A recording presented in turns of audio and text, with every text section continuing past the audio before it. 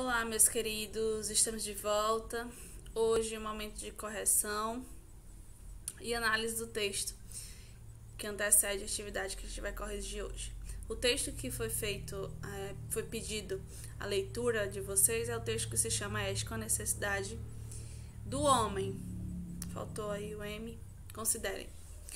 E vou falar do texto para tentar responder aí as perguntas que eu coloquei aqui.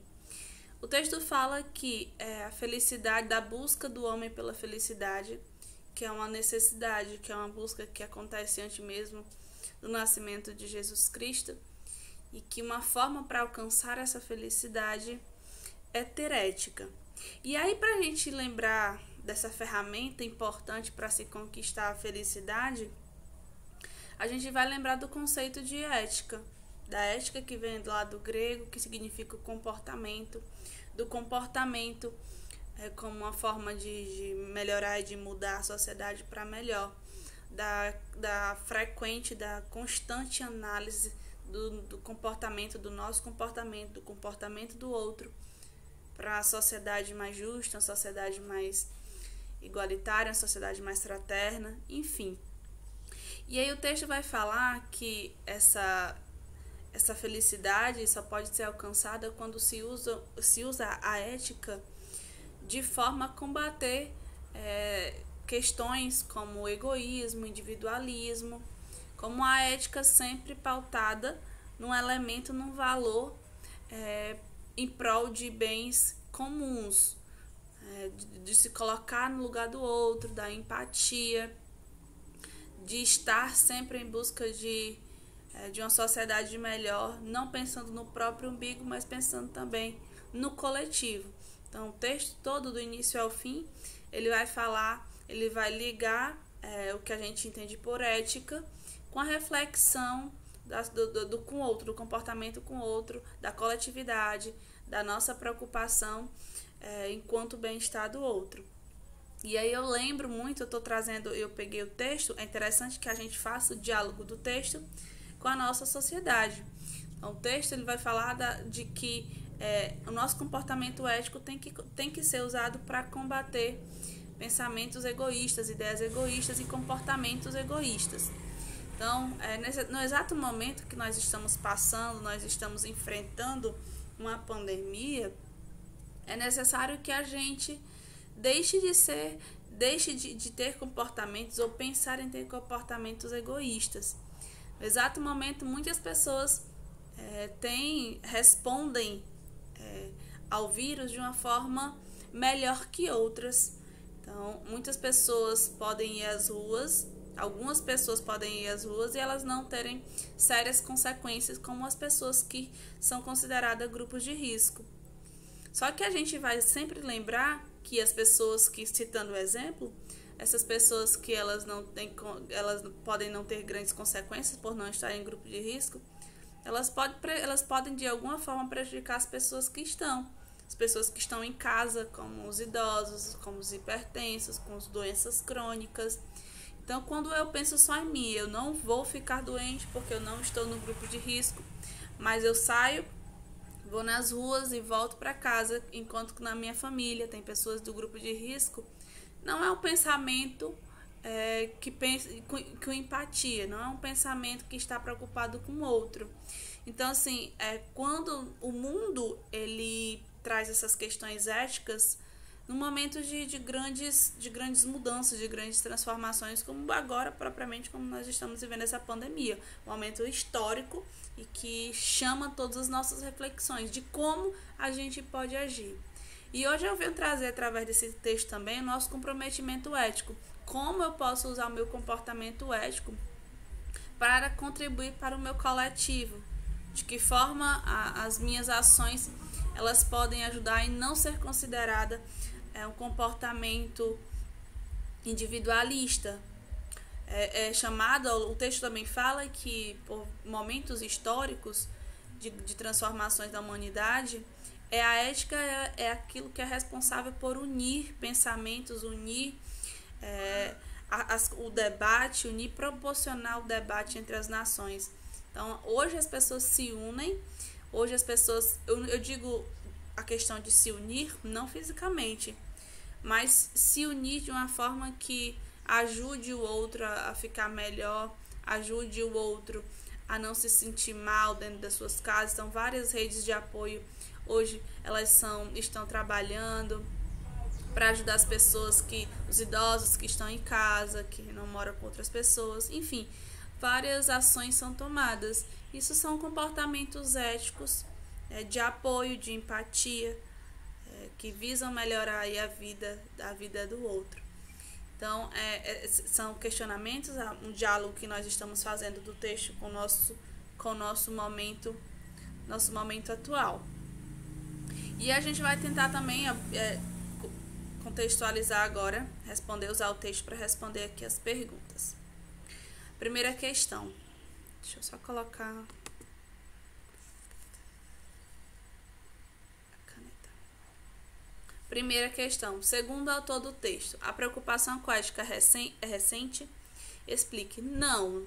A preocupação com a ética ela não é algo recente. A ética como uma ferramenta para se chegar a conquistar, construir a felicidade, ela é uma preocupação, no início do texto diz, mesmo antes do nascimento de Jesus Cristo, né? Segunda, de que maneira a ética vai de encontro ao egoísmo e à violência? O comportamento ético, vamos lembrar do conceito, sempre está lembrando o conceito. O conceito do comportamento ético é um conceito que fala sobre proporcionar uma sociedade mais harmônica, uma sociedade de paz. E a gente sempre olhando para o nosso comportamento, de que forma o nosso comportamento não vai interferir na vida do outro, a gente não está pensando de uma forma egoísta, a gente está pensando na forma de alcançar aquilo que é o objetivo, de todos vivermos em uma grande harmonia. E isso, obviamente, são ideias contrárias a ideias egoístas e à violência. Terceira questão. Conforme o texto, há uma pergunta que provoca toda a humanidade. Como posso ser feliz? É porque foi cortado, né? Como responder esse questionamento? Gente, essa pergunta aí essa é uma pergunta pessoal que deve ser pensada. Eu acho que tentem não responder de uma forma ser feliz com 2 palavras. Tentem organizar uma resposta mais elaborada, mais pensada, mais que seja resultado de uma reflexão mesmo, tá bom? Quarta, que acontecimentos constantes incentiva o esforço da união entre as pessoas? São momentos em que o mundo, como eu vou citar o exemplo que eu falei agora na minha explicação, de pandemia, momento em que o mundo enfrenta alguns problemas, momento em que o mundo precisa da colaboração de uma nação, de todas as nações, de todos os estados, de todas as cidades, enfim, quando há uma necessidade de um esforço coletivo. Quinta, para Dalai Lama, a ética vem para facilitar a reflexão. Primeira já foi, segunda fizemos, terceira é uma questão pessoal, quarta resolvemos, quinta. Para Dalai Lama, a ética vem para facilitar a reflexão dos conceitos das nossas práticas do dia a dia. Por que temos que introduzir a ética no nosso cotidiano? Extremamente importante que a ética esteja no nosso cotidiano, para que a gente esteja sempre realizando essa reflexão, sempre relembrando o conceito, sempre praticando. Então, tentando praticar o que propõe a ética. Então, sempre buscando a diplomacia, buscando a conversa, buscando pensar de uma forma que ajude o mundo. Isso é um exercício constante. Isso é todos os dias, tem que estar presente nas nossas rotinas mesmo. Sexta, de acordo com o texto, o mundo precisa redescobrir certos valores que o homem, que hoje em dia está se perdendo. Que valores são esses? São valores como a verdade, são valores como o respeito, como a compreensão, a solidariedade. Então, há de se discutir para se entender, para se pôr em prática cada vez mais. Sétima questão. Por que o estudo da ética hoje apresenta-se como imprescindível? Imaginem só vivermos o que nós estamos vivendo sem propor a análise do conceito, as reflexões éticas. Imagine as grandes nações nesse momento que nós estamos vivendo, sem pensar no outro, sem pensar no coletivo, sem pensar nas pessoas que estão nesse momento mais precisadas de atenção. Então, se eu não revejo o comportamento, se o mundo não se dispõe a discutir, a entender, a conversar para melhorar a vida do outro, então não teria como a gente chegar a um objetivo melhor para todos, comum, né? Enfim, então é extremamente necessário discutir, entender, estudar, analisar, para tentar construir novas formas, novos meios que tenham um resultado final bom para todo mundo. Próxima. Essa aqui eu não vou responder todas, porque todas, a maioria delas são questões pessoais, e vocês vão fazer a leitura desse texto para poder ser base para essas respostas de vocês. Mas tem uma questão aqui que eu queria responder com vocês. É a segunda questão. Quando... Vamos para cá. Na verdade, é uma análise que para vocês fazerem mais perguntas e não mais respostas, no caso. Quando a pessoa tem o esclarecimento, ela evita o erro? Justifique. Quando a pessoa tem um esclarecimento, ela evita o erro. Será que todas as pessoas que tomam decisões, às vezes que prejudicam outros, sempre são pessoas que não têm conhecimento? A questão é essa. A gente observa que pessoas, analisando também as pessoas que estão ao nosso redor, são pessoas que às vezes teve chance de estudar em boas escolas. Conheço pessoas que teve chance de entrar num curso superior, pessoas que apresentam altos cargos, mas às vezes não tem a prática de dar um bom dia para as pessoas que estão ao redor. E aí vem a questão da gente entender que muito mais que teoria, a gente precisa de prática, que muito mais que entender os conceitos, a origem da palavra, que tudo isso, mas que a gente precisa colocar tudo que se discute nas nossas práticas. Então,